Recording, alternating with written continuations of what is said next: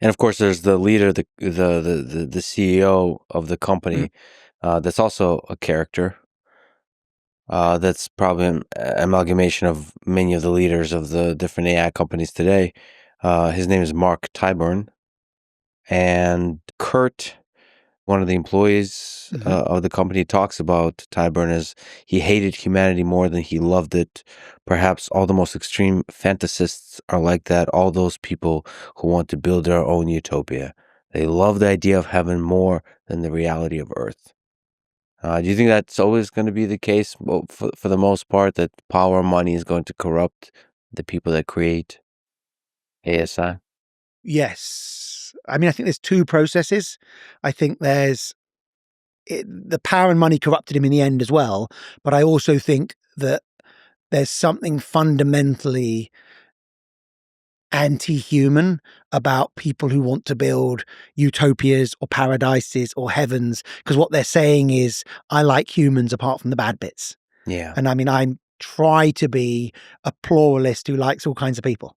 And I think there's a side where people are hideous perfectionists, want to get rid of, the rough and the nasty and the ugly and the dirty. And that's a huge side of us. So I worry about those people. I find them, it's a different kind of sociopathic behavior.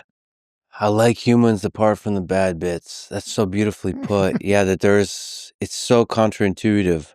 But the people that say we're almost there, we just need to, there's this path we take and we'll be perfect then, and that somehow gets us into trouble. It's so fascinating that we have to like the bad bits. We have to love the bad bits about humans. We can't. Those bugs are features. Yeah, there's bad bits and then there's flaws. And I think we're all flawed, and we can really try to be better people, but we still have to accept that we're flawed and we're not perfect, and we have to accept that in other people. And I think when we do that, we're more human, and that's probably usually the right course. I mean, it really is a return to that Solzhenitsyn line of the line between good and evil runs to the heart of every man.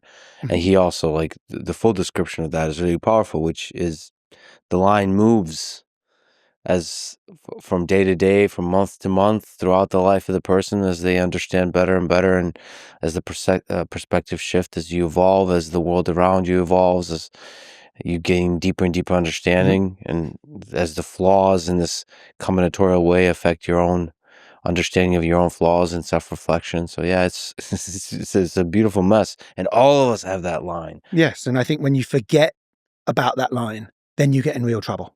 When you forget there's good and evil in you, in others, in the world, that there is both good and evil, and there's certainly good, and that all we can try to do is be better.